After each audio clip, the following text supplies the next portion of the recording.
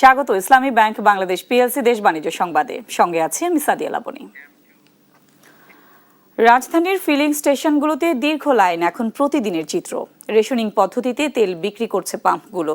Pump কর্তৃপক্ষ বলছে গ্রাহকদের অনেকেই প্রয়োজনের অতিরিক্ত তেল নিচ্ছেন, বাসায় নিয়ে মজুদও করছেন কেউ কেউ। এমন প্রবণতায় তেল সংকটকে বাড়িয়ে তুলছে। ভোক্তাদের মজুত করার প্রবণতা থেকে বের করে নিয়ে আসতে না পারলে সংকট আরও বাড়বে বলে জানিয়েছেন পেট্রোল পাম্প মালিক সমিতির সভাপতি নাজমুল হক। নিয়াজ মোর্শেদের রিপোর্ট। ভোর হতেই রাজধানীর বিভিন্ন ফিলিং স্টেশনে ভিড় জমাতে শুরু করেন মোটরসাইকেল ও প্রাইভেট কার চালকরা। বেলা বাড়ার সঙ্গে সঙ্গে সেই ভিড় রূপ নেয় দীর্ঘ লাইনে।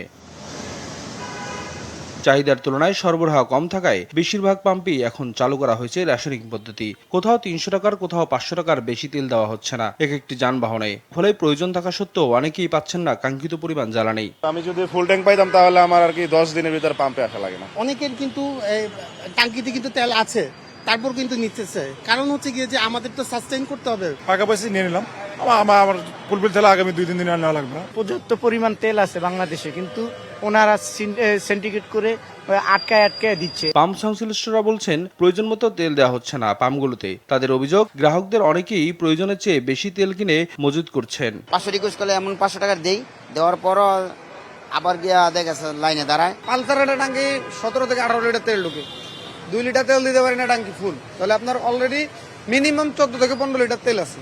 তাহলে আপনার দরকার আছে পাম্প বেশি অতটা ভিড় করার। আর তেলের সংকট নেই উল্লেখ করে পেট্রোল পাম্প মালিক সমিতির সভাপতি বলেন, ভোক্তাদের মজুত করার প্রবণতা থেকে বের করে নিয়ে আসতে না পারলে সংকট আরো বাড়বে। 500 টাকার তেল যদি নেয়, তারপর দেখা গেল 3-4 ঘন্টা পরে বা 2 ঘন্টা পরে বা 1 ঘন্টা পরে উনি আবার ফেরত আসতেছে, আইসা আবার তেল নিচ্ছে।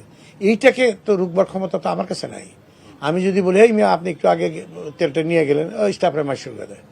তো এই ব্যবস্থাগুলোর অবসান হইতে হবে, সেটা অবসান করার ক্ষমতা একমাত্র সরকারের আছে। সংকট মোকাবেলায় সবাইকে সচেতন হওয়ার আহ্বান জানানো হয়েছে সরকারের পক্ষ থেকে। নিয়াজ মোর্শেদ, দেশ টিভি, ঢাকা। সারা দেশের ফিলিং স্টেশনগুলোতে এখনও চাহিদা অনুযায়ী মিলছে না তেল। কোনো কোনো ফিলিং স্টেশনে তেল ফুরিয়ে যাওয়ার বিক্রিও বন্ধ। কোনো কোনো জায়গায় ট্যাগ অফিসার নিয়োগ করা হয়নি। তবে জ্বালানি তেলের মজুদ ও সরবরাহের শৃঙ্খলা ফেরাতে ডিপোগুলোতে বিজিপি মোতায়েন করা হয়েছে। সহকর্মীদের তথ্য ছবিতে সুপ্রিয়া তৃষার রিপোর্ট। রাতভর কাঁথা বালিশ নিয়ে ফিলিং স্টেশনে তেলের জন্য অপেক্ষা করছেন বাইকার ও গাড়ি চালকরা। সকাল হতেই লাইন ছাড়ায় কয়েক কিলোমিটার, তাই এমন ভোগান্তি সহ্য করছেন তারা। আসছে 12টার সময় আমার গাড়ি 65 নম্বর সিরিয়ালে আছে। সকালে 7টার সময় তেল দেওয়ার কথা, দেখি এখন তেল কখন দেয়। মোটরসাইকেল ছাড়া তো আমরা কাজ করতে পারি না, সেক্ষেত্রে দেখা যাচ্ছে তেলের দরকার অবশ্যই। এই তেল আমি নিছি সেই গত 2 তারিখে, আমার তেল শেষ হয়ে গেছে জন্যই আজকে মূলত এখানে আসা। এমন চিত্র চুয়াডাঙ্গার বিভিন্ন পাম্পের। সংকট সমাধানে ফুয়েল কার্ড চালু করছে জেলা প্রশাসন, আর পাচার রোধে তৎপরতা বাড়িয়েছে বিজিবি। এদিকে মৌলভীবাজারের শ্রীমঙ্গলে, পদ্মা, মেঘনা ও যমুনা ডিপোতে পর্যাপ্ত মজুতের কথা জানিয়েছে কর্তৃপক্ষ। আমাদের এখানে তেল মজুদ আছে। আমাদের বিক্রয় প্রতিনিধি যে চাহিদা অনুযায়ী যা দিতে বলতেছে, আমরা সেই অনুযায়ী সাপ্লাই দিচ্ছি। আমাদের চাহিদা অনুযায়ী মজুদ সরবরাহ করতেছি, ঠিকমতো কোনো সমস্যা হচ্ছে না।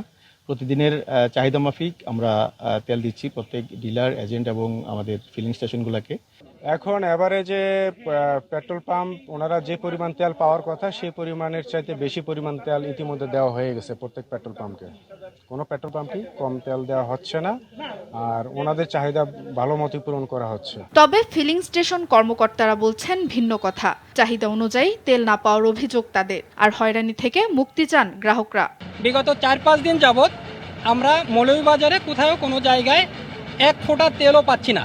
প্রতিদিন 300-400 টাকা তেল লাগে, অথচ টাকা থাকলেও তেল পাইতেছি না। 4 দিন পরে পাইলাম 200 টাকা তেল। আমাদের প্রতিদিন চাহিদা আছে ডিজেলের 2 থেকে 2,500 লিটার, আর অক্টেনের আমাদের প্রতিদিন চাহিদা প্রায় 1500 থেকে 2000 লিটার। কিন্তু আমরা 2 দিন কিংবা 1 দিন পর পাই 1000 লিটার ডিজেল, 1000 লিটার অক্টেন। আমরাও আমাদের চাহিদা মতো পাচ্ছি না এবং আমরাও কাস্টমারের চাহিদা পূরণ করতে পারতেছি না। ওনারা যদি বলে থাকেন যে আমরা আমাদের চাহিদা মতো তেল পাচ্ছি, সেটা সঠিক নয়। এদিকে ভোলা, সাতক্ষীরা, কুমিল্লা, মানিকগঞ্জ, রংপুর, রাঙামাটি সহ বিভিন্ন এলাকায় তেলের জন্য হাহাকার চরমে। কোথাও বন্ধ ফিলিং স্টেশন, কোথাও দীর্ঘ অপেক্ষা। আসলে কেন পাচ্ছি না তা বুঝি না। আমরা পত্রপত্রিকায় যতটুকু দেখছি যে বাংলাদেশের তেলের কোনো সংকট নেই, কিন্তু আমি আজকে 3 দিন ধরে আসছি আর গেছি। আজকে সকাল 6টায় আসছি, এখন পর্যন্ত অপেক্ষা করছি। স্কুলে যাইতে হবে, কখন স্কুলে যাইতে পারবো, তেল কখন পাবো এর কোনো নিশ্চয়তা নাই। আমি একজন মাস্টার্স পরীক্ষার্থী, পরীক্ষা দিতে যাচ্ছি। এখন দোকানে দোকানে ঘুরতেছি, তেল পাচ্ছি না। আমি সঠিক সময় পরীক্ষা দিতে পারবো কিনা এখনো জানতে পারি না। আমার যতটুকু মনে হয় যে তেল যাই আছে তার বন্টনের সমস্যা আছে। তার বন্টন সমস্যার কারণেই তেলের সংকটটা তৈরি। আমরা আসলে কৃত্রিম সংকট তৈরি করতেছি। তেল যেটুকু আছে সুষম বন্টন যদি হয় তাহলে অবশ্যই আমার মনে হয় যে স্বাভাবিকভাবে চলা সম্ভব। গ্রাহকদের চাওয়া শিগগিরই সমস্যার সমাধান। সুপ্রিয়া তৃষা, নিউজ ডেস্ক, দেশ টিভি। হরমুজ প্রণালীকে কেন্দ্র করে অব্যাহত উত্তেজনার কারণে বিশ্বজুড়ে তীব্র হচ্ছে জ্বালানি সংকট। ইরানের কড়া অবস্থান এবং যুক্তরাষ্ট্রের সম্ভাব্য সামরিক প্রস্তুতির জেরে তেলের দাম ছাড়িয়েছে ব্যারেল প্রতি $116, যা সাম্প্রতিক সময়ের মধ্যে সর্বোচ্চ। এদিকে ইরানের তেল ও খাড়ক দ্বীপ নিয়ন্ত্রণ নিতে চান বলে সাক্ষাৎকারে জানিয়েছেন মার্কিন প্রেসিডেন্ট ডোনাল্ড ট্রাম্প। তনিমা ইসলামের প্রতিবেদন। মধ্যপ্রাচ্যে যুদ্ধের জেরে আন্তর্জাতিক জ্বালানি বাজারে অস্থিরতা দিন দিন বেড়েই চলেছে। ইরানের সঙ্গে যুক্তরাষ্ট্র ইসরায়েলের সংঘাত তীব্র হওয়ায় বিশ্ববাজারে তেলের দাম বেড়ে ব্যারেল প্রতি $116 ছাড়িয়েছে, যা বৈশ্বিক অর্থনীতির জন্য নতুন উদ্বেগ তৈরি করেছে।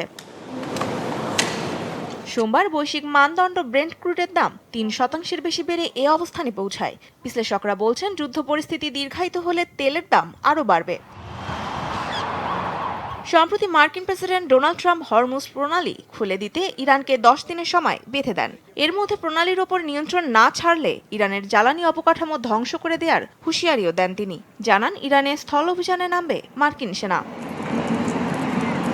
পাল্টা প্রতিক্রিয়া দেখায় ইরানও। মার্কিন স্থল অভিযানের জন্য ইরান প্রস্তুত বলে জানায় দেশটি। পার্লামেন্ট স্পিকারের কড়া হুঁশিয়ারি, মার্কিন সেনারা ইরানের ভূখণ্ডে পা রাখলে তাদের কঠিন জবাব দেয়া হবে। শাস্তির মুখে পড়তে হবে যুক্তরাষ্ট্রের আঞ্চলিক মিত্রদেরও। এ সংঘাতের সবচেয়ে বড় প্রভাব পড়েছে হরমুজ প্রণালীতে। এই গুরুত্বপূর্ণ নৌপথে বিশ্বের প্রায় 1/5 তেল ও এলএনজি পরিবাহিত হয়। ইরানের নিয়ন্ত্রণের কারণে বৈশ্বিক জ্বালানি সরবরাহে বড় ধরনের বিঘ্ন সৃষ্টি হয়েছে, যা কয়েক দশকের মধ্যে সবচেয়ে বড় জ্বালানি সংকটের দিকে নিয়ে যাচ্ছে বিশ্বকে। যুদ্ধ শুরুর পর থেকে আন্তর্জাতিক বাজারে তেলের দাম বেড়েছে প্রায় 60%। এর বড় প্রভাব পড়েছে এশিয়ার দেশগুলোতে। জ্বালানি সংকটের ফলে দেশে দেশে তেলের পাম্পগুলোতে লম্বা লাইন, মিলছে না তেল। অনেক দেশ ইতোমধ্যে জ্বালানি সাশ্রয়ে জরুরি পদক্ষেপ নিতে বাধ্য হচ্ছে। বিশ্লেষকদের মতে, হরমুজ প্রণালীতে নৌ চলাচল স্বাভাবিক না হলে তেলের দাম আরও বাড়বে। ধারণা করা হচ্ছে তা $120 ছাড়িয়ে যেতে পারে। তনিমা ইসলাম, নিউজ ডেস্ক, দেশ টিভি। মধ্যপ্রাচ্যের যুদ্ধের প্রভাবে কাঁপছে বৈশ্বিক অর্থনীতি। হু হু করে বাড়ছে জ্বালানি তেলের দাম। এরই মধ্যে যা ব্যারেল প্রতি $116 ছাড়িয়েছে, এর সরাসরি প্রভাব পড়ছে দেশের অর্থনীতিতে। রপ্তানি আয় কমে যাওয়া, মূল্যস্ফীতি বেড়ে যাওয়ার পাশাপাশি বৈদেশিক মুদ্রার রিজার্ভও কমে যাওয়ার আশঙ্কা করছেন অর্থনীতিবিদরা। মাকদুরা মিতির রিপোর্ট।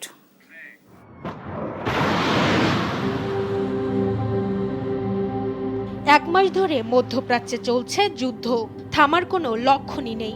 এরই মধ্যে আঁচ লেগেছে বৈশ্বিক অর্থনীতিতে। যুদ্ধের জেরে বৈশ্বিক জ্বালানি তেলের অতি গুরুত্বপূর্ণ নৌপথ হরমুজ প্রণালী বন্ধ করে দিয়েছে ইরান। ফলে থমকে যাচ্ছে পণ্যবাহী জাহাজ, হু হু করে বাড়ছে জ্বালানি তেলের দাম। এরই মধ্যে আন্তর্জাতিক বাজারে অপরিশোধিত তেলের দাম ব্যারেল প্রতি $116 ছাড়িয়েছে, যার সরাসরি প্রভাব পড়ছে দেশের অর্থনীতিতেও। দেশের সেচ ব্যবস্থার প্রায় 80% ডিজেল চালিত পাম্পের ওপর নির্ভরশীল। বৈশ্বিক তেলের দাম বেড়ে যাওয়ায় বড় মৌসুমে সেচ ব্যয় আরও বৃদ্ধি পাওয়ার আশঙ্কা রয়েছে। বাড়ছে সার উৎপাদন ও আমদানি খরচও। বিশ্লেষকরা বলছেন, যুদ্ধ দীর্ঘস্থায়ী হলে ভবিষ্যতে সারের মূল্য আরও বাড়বে। নেতিবাচক প্রভাব পড়বে সার্বিক অর্থনীতির ওপর। পুরো যে সরবরাহ ব্যবস্থা এবং এই জনপরিবহন, এই দুটোই কিন্তু এটার সঙ্গে জড়িত, এবং একই সঙ্গে উৎপাদনের সঙ্গেও কিন্তু এই পরিবহনের একটা গভীর সম্পর্ক আছে। সব মিলিয়ে আমাদের উৎপাদন, পরিবহন, বাজারজাতকরণ এবং জনপরিবহন প্রত্যেকটা খাতে কিন্তু একটা চাপ তৈরি হয়েছে ইতিমধ্যে। এ যুদ্ধের প্রভাবে অর্থনৈতিক প্রবৃদ্ধি থেমে যাওয়ার আশঙ্কা বিশ্লেষকদের। অর্থনৈতিক প্রবৃদ্ধি থেমে যাবে, রেমিটেন্স প্রবাহ কমে যাওয়ার আশঙ্কা থাকবে, মানুষের অর্থনীতির রপ্তানি আয় কমে যাওয়ার আশঙ্কা থাকবে। অর্থনৈতিক চ্যালেঞ্জ মোকাবেলায় অপ্রয়োজনীয় আমদানি কমানোর পাশাপাশি সব জায়গায় রেশনিং পদ্ধতি চালু করার পরামর্শ বিশ্লেষকদের। মাকদুরা মিতি, দেশ টিভি, ঢাকা। দর্শক, মধ্যপ্রাচ্যের অস্থিরতা এবং দেশের অর্থনীতিতে এর প্রভাব নিয়ে বিস্তারিত আলোচনায় আমাদের সাথে যুক্ত হচ্ছেন অর্থনীতিবিদ শাহজাহান সিদ্দিকী। আপনাকে স্বাগত দেশ বাণিজ্যে। জি, আমরা আসলে প্রতিবেদনে দেখছিলাম যে মধ্যপ্রাচ্যের যে অস্থিরতা শুরু হয়েছে তাতে আমাদের তো জ্বালানি তেলের যে সংকট তৈরি হয়েছে আমরা সেটা দেখেছি। এমন একটা আশঙ্কা করা হচ্ছে যে আমাদের অর্থনীতির প্রবৃদ্ধিতেও এর প্রভাব পড়বে। আপনি কি মনে করছেন? এটার সাথে আমি একমত। সবচেয়ে বড় কথা হচ্ছে আপনাদের যে প্রতিবেদনগুলি দেখিয়েছেন সেখানে মূলত জ্বালানি সংকটটাকে দেখিয়েছেন। এর সাথে সাথে আরেকটি বড় সংকট আলোচনা করা দরকার, সেটা হচ্ছে সারা মধ্যপ্রাচ্য হচ্ছে সারা পৃথিবীর র মেটেরিয়ালস এর প্রাইমারি র মেটেরিয়ালস এর স্থান, যেখান থেকে ক্রেকার এবং এই ধরনের কিছু প্রোডাক্ট বেরিয়ে আছে যেগুলো থেকে বিভিন্ন র মেটেরিয়ালস তৈরি হয়, বিভিন্ন প্লাস্টিক প্রোডাক্ট তৈরি হয়, ইভেন ফার্মাসিউটিক্যাল প্রোডাক্ট তৈরি হয়। এই প্রাইমারি জ্বালানিটার দুর্ভাগ্যজনকভাবে মিডল ইস্টে কনসেন্ট্রেটেড, এখান থেকে সারা পৃথিবীতে ছড়িয়ে যায়, সেগুলোকে ফিনিশ প্রোডাক্ট করে তারপর বিক্রি হয়। এই প্রস্তাব এখন বন্ধ হয়ে গেছে। পৃথিবীর বিভিন্ন দেশে বিভিন্ন ইন্ডাস্ট্রি আনসার্টেনিটিতে পড়ে গেছে যে তারা র মেটেরিয়াল পাচ্ছে না। এখন তারা র মেটেরিয়াল না পেলে তারা তাদের প্রোডাক্ট তৈরি করতে পারবে না, আমরা সেই প্রোডাক্ট কিনে আনতে পারবো না। সুতরাং এটা শুধু আমরা না, বিশ্বের সব দেশেই এই সরবরাহ ব্যবস্থার র মেটেরিয়ালস এর সরবরাহ ব্যবস্থা সমস্যা দেখা দিয়েছে। এই কারণে সারা পৃথিবীতে শুধু জ্বালানি সংকট নয়, র মেটেরিয়ালস এর অভাবেও বিভিন্ন ইন্ডাস্ট্রিতে প্রোডাকশন হবে না। প্রোডাকশন না হলে সরবরাহ হবে না, তারপরে গ্লোবাল ইকোনমিতে একটা প্রচন্ড রকমের একটা রিসেশন হবে। এই রিসেশনের কারণে প্রোডাকশন হবে না, বিক্রি হবে না, সেখান থেকে উৎপাদন হবে না ফিনিশ প্রোডাক্ট, তারপরে সব জায়গায় একটা ব্লকেট তৈরি হবে। এই সরবরাহ ব্যবস্থাটাকে অনতিবিলম্বে যদি চালু করা না যায় তাহলে বিভিন্ন শিল্প এবং ইভেন এগ্রিকালচার র মেটেরিয়ালসও ফার্টিলাইজার সরবরাহ বন্ধ হয়ে যাবে। সুতরাং সব জায়গায় উৎপাদন ক্ষতিগ্রস্ত হবে। শুধু তাই না, আপনারা রেফারেন্স দিয়েছেন যে আমাদের মিডল ইস্টে যারা চাকরি করে, যেসব এক্সপার্টিয়েটরা, এরা বিভিন্ন এই পেট্রোকেমিক্যাল ইন্ডাস্ট্রি গুলোতে এবং বিভিন্ন উৎপাদন ডেভেলপমেন্ট ওয়ার্কে কাজ করেন। এই ধরনের কর্মকাণ্ডগুলো প্রায় বন্ধ হয়ে যাওয়ার পথে। এদের এইসব কর্মকাণ্ড যদি বন্ধ হয়ে যায় তাহলে এদের চাকরি চলে যাবে, এরা দ্রুত বাংলাদেশে ফেরত আসবে। এরা ফেরত আসার অর্থ হচ্ছে যে আমাদের রিমিটেন্স কমে যাবে, মারাত্মকভাবে বন্ধ হয়ে যাবে, এটা আসলে আমাদের অর্থনীতির উপরই প্রভাবটা পড়বে। আমরা কিন্তু এখন পর্যন্ত প্রতি বছর কিছু বেশি লোক বিদেশে যায়, সেটাও বন্ধ হয়ে যাবে। জি, আমরা এখন অবধি এই যে মার্চের 28 তারিখ পর্যন্ত যে রেমিটেন্সের তথ্য আসছে সেখানে কিন্তু এখন অবধি কোনো প্রভাব পড়েনি রেমিটেন্সের উপর যুদ্ধের যে প্রভাব, কিন্তু যুদ্ধ দীর্ঘায়িত হলে নিশ্চয়ই সেটার প্রভাবটা পড়বে। জি, এই ব্যাপারে রিমিটেন্স পড়েনি এই জন্য যে এই টাকাগুলো আসলে যুদ্ধ শুরু হওয়ার আগে তারা ইনকাম করেছে এবং এই টাকাগুলো তারা ঈদের খরচের জন্য পাঠিয়েছে। কিন্তু আজকের আপনি পত্রিকাতে পড়বেন যে প্রায় $3 বিলিয়ন মতো রিজার্ভ কমে গেছে। এই যে $3 বিলিয়ন কমে গেছে, এটা কিন্তু একটা আশঙ্কার ব্যাপার। অর্থাৎ আমদানি মিল বাবদ এই টাকাটা পরিশোধের পরেই কমেছে। এটার প্রভাবটা পড়বে 2 মাস পরে, অর্থাৎ মে মাসের দিকে আপনি দেখবেন যে আমাদের রিমিটেন্সে একটা প্রভাব পড়েছে। তো সুতরাং এটাকে আশ্বস্ত হওয়ার মতো কোনো অবস্থা নাই, কারণ রিজার্ভে অলরেডি আমাদেরকে হাত দিতে হয়েছে এবং ডলারের একটু দাম, বাংলাদেশের মার্কেটে ডলারের দাম একটু বেড়ে গেছে এবং এই ডলারের দাম বেড়ে যাওয়াটা এবং সরবরাহ কমে যাওয়াটা আমাদের ইনফ্লেশনে প্রভাব ফেলবে। ডলারের দাম বেড়ে যাবে, আমরা বেশি দামে ডলার কিনতে হবে এবং যেহেতু আমাদের জ্বালানি খরচ বেড়ে যাচ্ছে, আমাদেরকে বিদেশের রিমিটেন্সও বেশি করতে হবে লেটার অফ ক্রেডিটের জন্য। আমাদের বিদেশে চলে যাবে ডলার, কিন্তু আশা কমে যাবে। সুতরাং আমাদের ঘাটতি দেখা দিবে।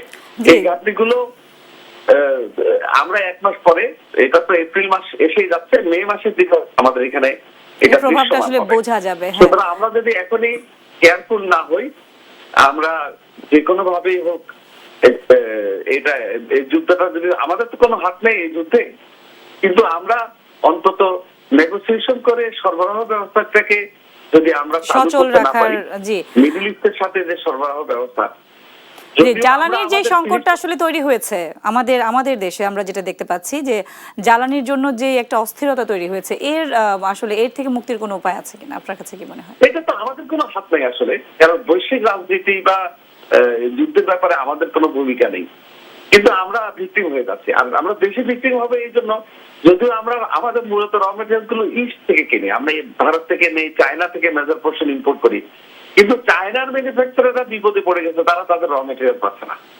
অর্থাৎ আমাদের সরবরাহ ব্যবস্থা সেখানে বাধা পড়ে। আর সবচেয়ে মারাত্মক ব্যাপার হচ্ছে আমাদের যে রপ্তানি, সেটা আমরা পশ্চিমা বিশ্বে রপ্তানি করি, সেটা হরমুজ প্রণালী দিয়েই যা, সুতরাং আমাদের রপ্তানিতে তো বাধাগ্রস্ত হয়ে যাবে। তো সব দিক থেকে কিন্তু কোনো পজিটিভ নিউজ দেওয়ার মতো কিছু নেই। আমরা আসলে দেখছি যে সরকার যদি না থামে তাহলে আমরা বিপদের দিকে এগোবো। আর সবচেয়ে বড় কথা হচ্ছে যে পৃথিবীর অন্যান্য দেশ রিজার্ভে রাখে 90 দিনের ফুয়েলের রিজার্ভ থাকে, আমাদের দেশে সাধারণত 1 মাসের থাকে। তো এখন দেখা যাচ্ছে যে আমাদের সম্ভবত 1 মাসের রিজার্ভও নাই। সরকারের আলোচনা, সরকারের তৎপরতা এবং সরবরাহ ব্যবস্থা বিবেচনা করলে মনে হচ্ছে যে আমাদের নরমাল যে স্টক থাকে 1 মাস বা তার থেকে একটু বেশি, সেটাও আমাদের এই মুহূর্তে নেই। সেখানটাও আমাদের একটা বিপদ আছে। সব দিক থেকে আসলে ভালো কোনো আশার আলো দেখানোর মতো কোনো সুযোগ নেই। জি, তাহলে আমরা আসলে যেই পরিস্থিতি এখন তৈরি হয়েছে, যুদ্ধ পরিস্থিতি, তার প্রভাব আসলে বাংলাদেশে খুব ভালোভাবে পড়বে, এটা আমরা আসলে বলতেই পারি, এবং মারাত্মকভাবে পড়বে 1 মাস পরে। জি, আপনাকে অসংখ্য ধন্যবাদ আমাদের সঙ্গে যুক্ত হওয়ার জন্য। দর্শক, মধ্যপ্রাচ্যের যুদ্ধ পরিস্থিতি এবং দেশের তার প্রভাব নিয়ে আলোচনায় আমাদের সঙ্গে যুক্ত ছিলেন অর্থনীতিবিদ শাহজাহান সিদ্দিক। দেখছেন দেশ বাণিজ্য। সোশ্যাল ইসলামী ব্যাংককে অন্য কোনো ব্যাংকের সাথে একীভূত না করার দাবি জানিয়েছেন ব্যাংকের উদ্যোক্তা, সাধারণ বিনিয়োগকারী ও গ্রাহকরা। একই সাথে প্রকৃত উদ্যোক্তা ও শেয়ার হোল্ডারদের সাথে আলোচনার মাধ্যমে ঘুরে দাঁড়াতে বাংলাদেশ ব্যাংকের সহযোগিতা চান তারা। জাতীয় প্রেস ক্লাবে এক সংবাদ সম্মেলনে ব্যাংকের সাবেক চেয়ারম্যান বলেন, গেল স্বৈরাচারে আওয়ামী লীগের আমলে সরকারের মদদে সোশ্যাল ইসলামী ব্যাংক দখলের পর ঘটে যাওয়া লুটপাটের দায় সাধারণ বিনিয়োগকারীদের উপর চাপানো হয়েছে। SIBL-কে অন্য কোনো রুগ্ন ব্যাংকের সাথে একীভূত করা হলে তা হবে আমানতকারীদের জন্য আত্মঘাতী। বক্তারা জানান, 5 আগস্টের ছাত্র জনতার বিপ্লবের পর পর্ষদ পুনর্গঠিত হলেও সেখানে প্রকৃত উদ্যোক্তাদের পাশ কাটিয়ে অনভিজ্ঞ ব্যক্তিদের দায়িত্ব দেওয়া হয়েছে, ফলে ব্যাংকের প্রতি গ্রাহক আস্থা ফিরছে না। তাই ব্যাংকটি রক্ষায় প্রকৃত উদ্যোক্তাদের হাতে এর পরিচালনা পর্ষদ ফিরিয়ে দেওয়ার জোর দাবি জানান তারা। এছাড়া ব্যাংকটিতে পুনরুদ্ধার করতে দেশি বিদেশি বিনিয়োগকারীরা আগ্রহী বলেও জানান ব্যাংকের উদ্যোক্তা ও পরিচালকরা।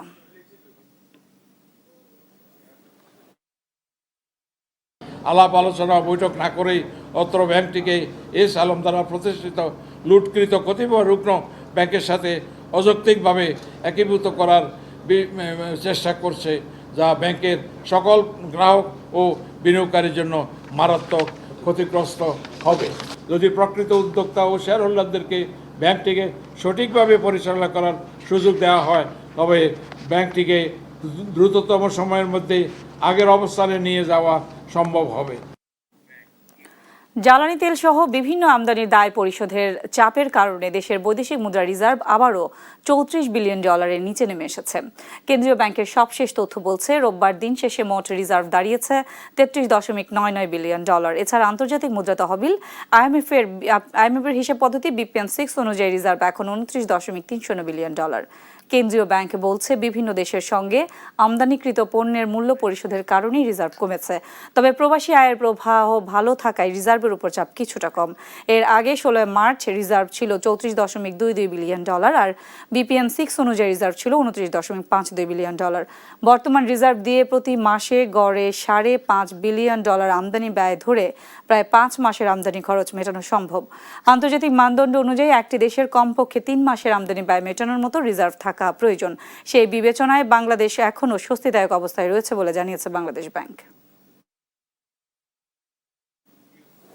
এবার দেখে নেব চাকরির খবর। নিয়োগ বিজ্ঞপ্তি প্রকাশ করেছে বর্ডার গার্ড বাংলাদেশ বিজিবি। বাহিনীটি 105তম ব্যাচে সিপাহী পদে জনবল নিয়োগের লক্ষ্যে বিজ্ঞপ্তি দিয়েছে। 24 মার্চ থেকে আবেদন নেওয়া শুরু হয়েছে। আবেদন করা যাবে আগামী 2 এপ্রিল পর্যন্ত। সব জেলার প্রার্থীরা আবেদন করতে পারবেন। অনলাইনে আবেদন করার সুযোগ রয়েছে। নিয়োগ বিজ্ঞপ্তি প্রকাশ করেছে টেলিযোগাযোগ অধিদপ্তর। প্রতিষ্ঠানটি 2টি পদে 31 জনকে নিয়োগের লক্ষ্যে বিজ্ঞপ্তি দিয়েছে। 16 মার্চ থেকে আবেদন নেওয়া শুরু হয়েছে। আবেদন করা যাবে আগামী 16 এপ্রিল পর্যন্ত। আগ্রহী প্রার্থীরা অনলাইনে আবেদন করতে পারবেন।